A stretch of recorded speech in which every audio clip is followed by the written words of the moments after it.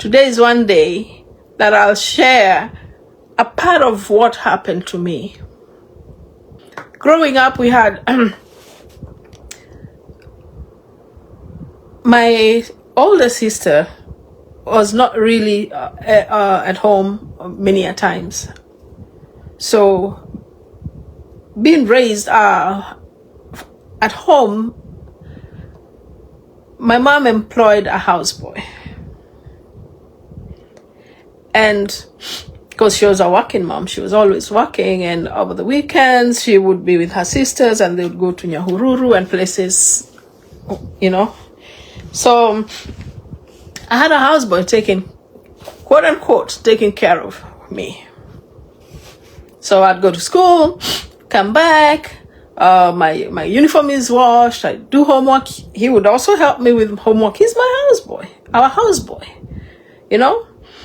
But here's the thing, and it's so good to have a child who can scream, eh? I don't know whether you remember that growing up, it's sometime in the afternoon, if you're at home or you've closed school, there's a time in the afternoon you're forced to take a nap. So after lunch, maybe you do homework, and then after that you're told, okay, now you have to take a nap. And that was the rule of the home.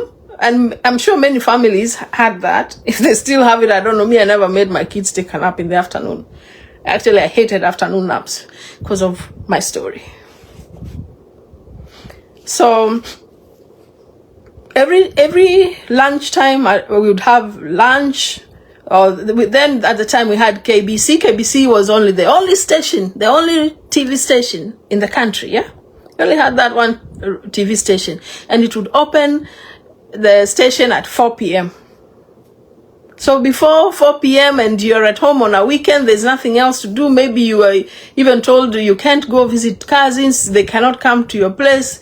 You just have to have your lunch and sleep. And I guess this person had a lot of authority over me, having been given that power by the employer, who happened to be my own mother. And every time I'd get to bed, lunchtime, for my nap, this man would jump into bed. Every time I would get into bed, the man would jump into bed. Guess what? Every time, first of all, I thought it was an innocent, like, you just share a bed. I mean, he helps me with homework, he takes care of the stuff around the house, he's okay. But, and I told my husband about this not too long ago. I was talking to him about this. I never shared this story with anybody else. I'm sharing it. My husband was the first person I spoke to about this thing, and now I'm speaking it for the first time now. So this houseboy of ours, oh my God, yeah, I'll tell you. Let me tell you, don't trust people with your children. I am 53. I'm speaking about this today, just like Mwelu. My ordeal was not as bad as Mwelu's. But every time I would go to bed, he would force me. It's time for you to go to bed. You know, you're supposed to go to bed after you finish your lunch. You go and sleep. So I'd be like, okay. And I was knock-kneed and very skinny. So, okay, all right, I'm going to bed. And I would go, jump in bed, cover myself. Because it says, cover yourself. Funika, jifunike. So I just go cover myself. And then not even 5 minutes. And first of all, I'm not sleepy. So I'm even trying to, like, you know, I don't want to sleep. But he's forced me. He's the authority over me. And this authority is given by my parent.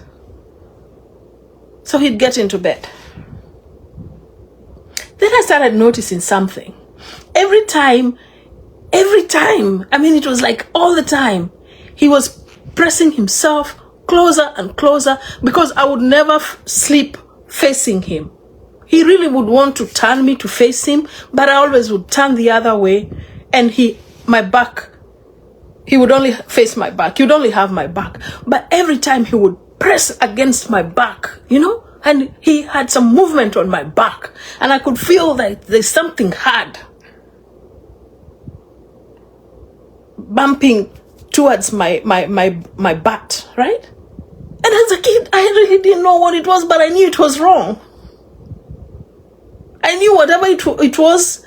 Then he would, one time even told me, no, when you go to Endo Kalale and don't sleep with your clothes on. Then I knew something was wrong. When he came to bed, even him, without any clothes on. He only had his underwear. And he was sleeping again. Now this time he's pumping, and that thing is hitting against my back. I woke up. I went outside to the bathroom, because our bathroom was outside. I grew up in Jericho, so upstairs home. So I ran outside. I got into the bathroom and I locked myself. And now the problem is with the Jericho toilets, he was up there trying to reach, and I started screaming. So the next door neighbors and the ones downstairs came running up and asking, what is it? And I was crying, but still I could not say what had happened. Now, when my mom came from work in the evening, this has been going on for a long time. This particular day is when now he was just, I think if I had not run out of that bed and went out to the bathroom toilet screaming, that was the day he was going to penetrate me. Literally rape me. When my mom came in the evening, I was crying, and she's asking me what, and I say, it's this guy. He's been bad to me. He was trying something that is not good.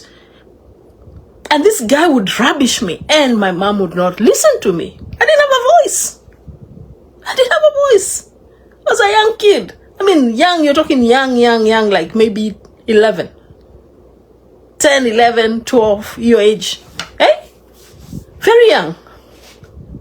But not as young as Mwelwe. But still. And then now I started rebelling.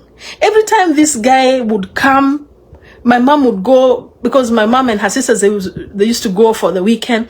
So I'm left with this monster.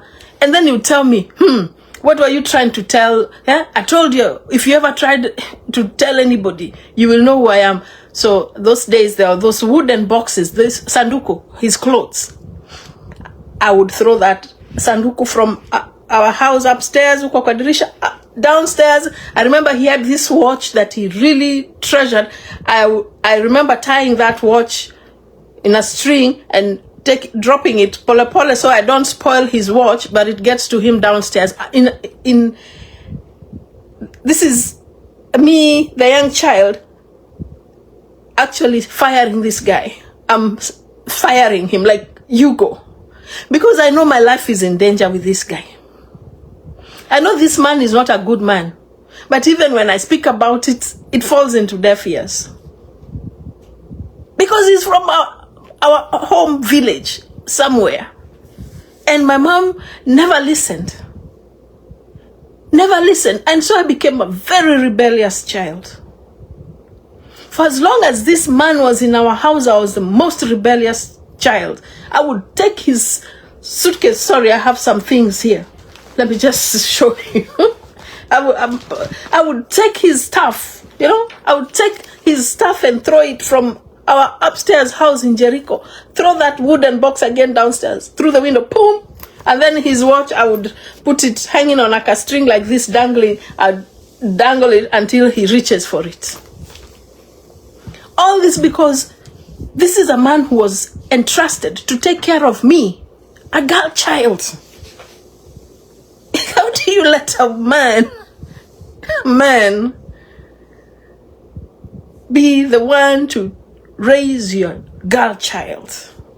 A houseboy to raise your child.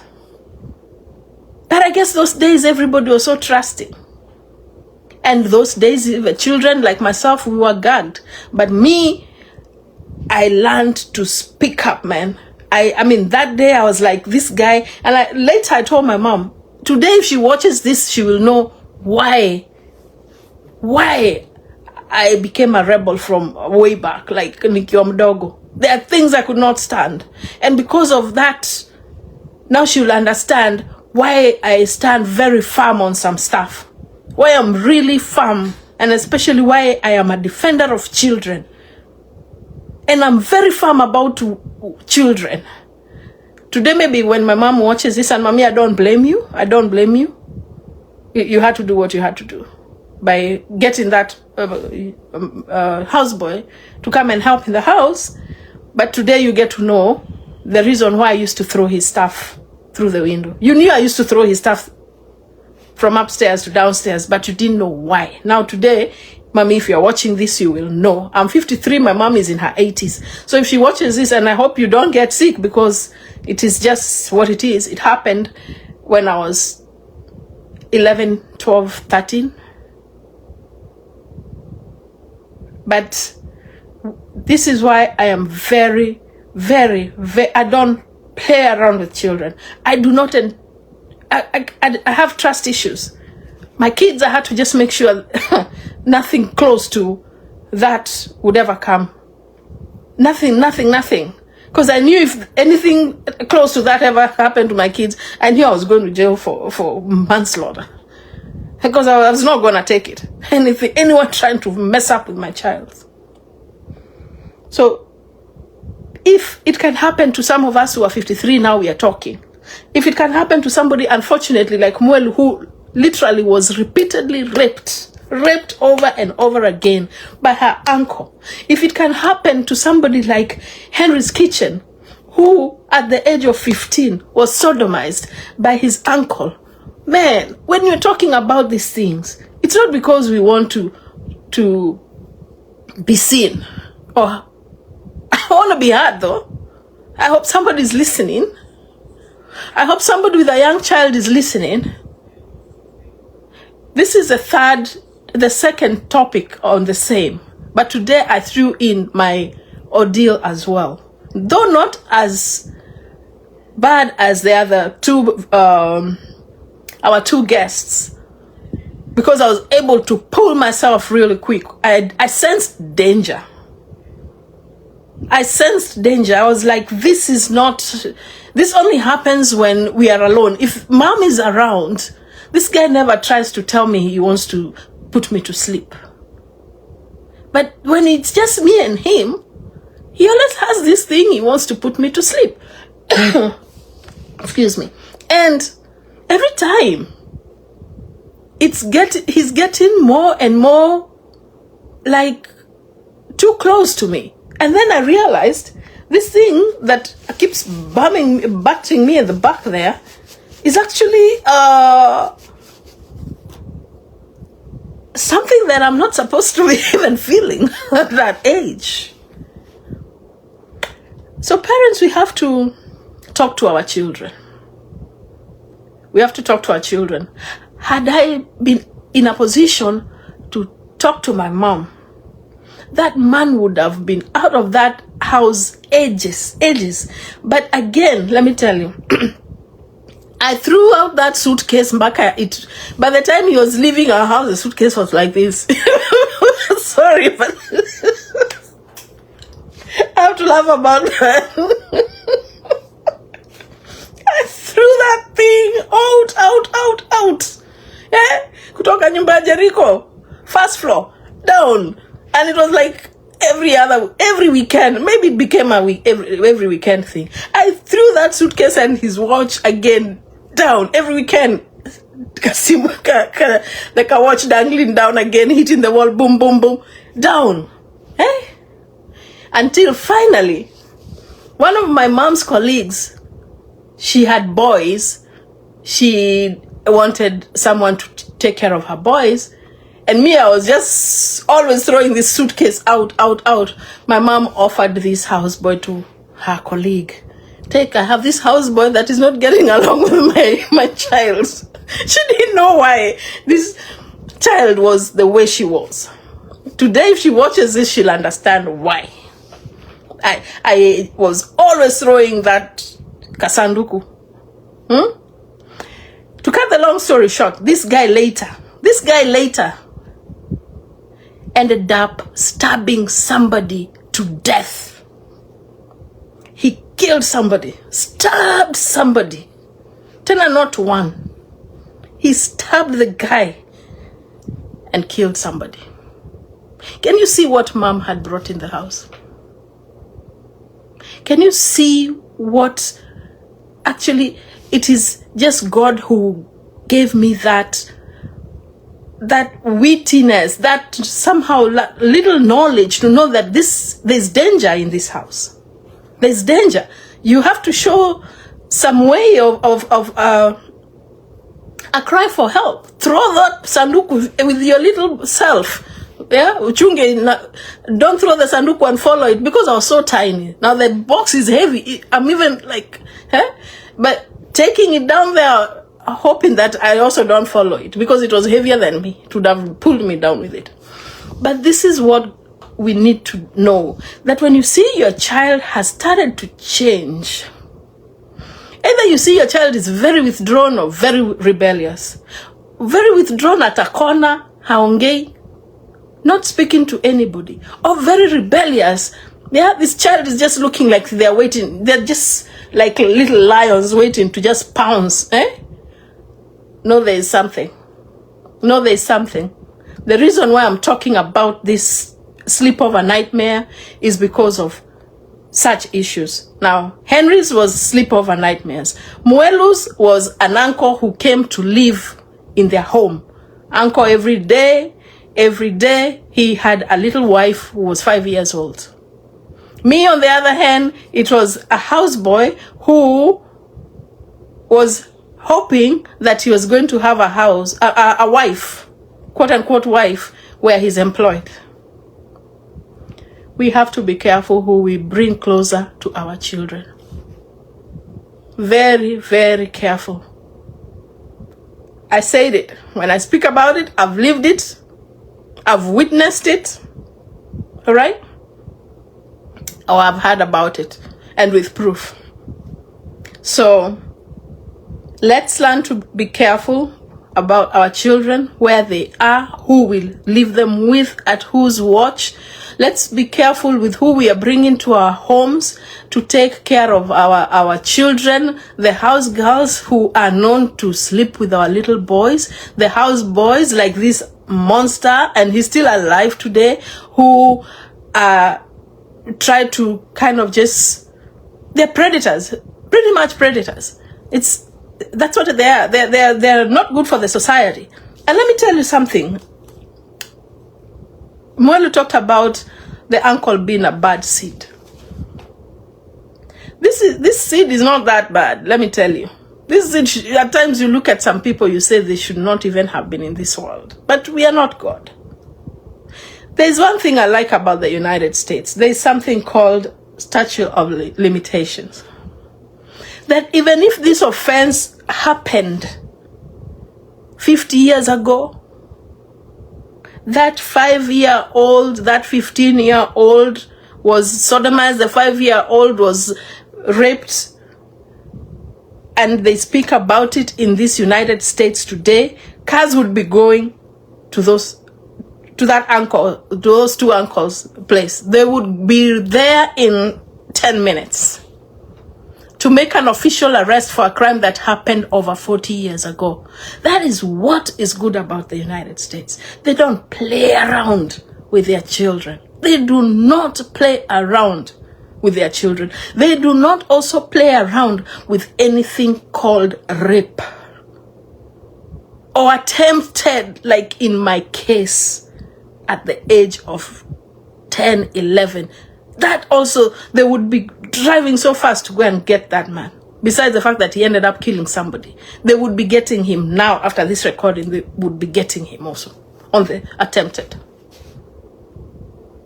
But Kenya is different. Kenya, yes, we've got laws that work. We've got laws that work. They really do. But how I wish this type of law, this kind of things are addressed, that there's no expiry time. It happened. It happened. Like when Henry spoke about him being sodomized, and a year later is when he spoke about it, it was thrown under the rug because he did not report it right away. In the United States, if it happened 100 years later, you will report it, that file will be open, and prosecution will be on. I wish we had the same. I wish our leaders would actually have that enacted into law. It would make people think twice on how they're going to approach somebody's child and harm somebody's child. But they do it now because they know, oh, even if the child grows, they'll say it after 3 years, so what? There's no proof. They were not taken to the government doctor to go and have all those tests done. No semen was withdrawn from that child. That's how what they know. I wish we have a system. We have a system where a hotline, even if we cannot be like the United States with the statute of limitations and all that. How about having a hotline for children, where if anything happens to them, they are able to call that number even from a neighbor's cell phone.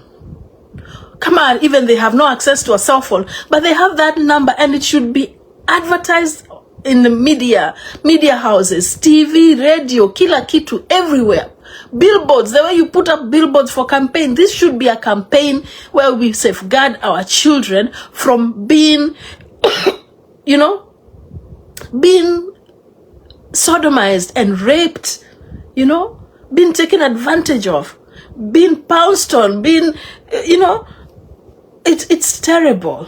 I wish people, somebody, somewhere, could listen and say, we are going to establish a hotline for kids. Safaricom, someone, somewhere, I don't know who. A hotline number, 993 or 333.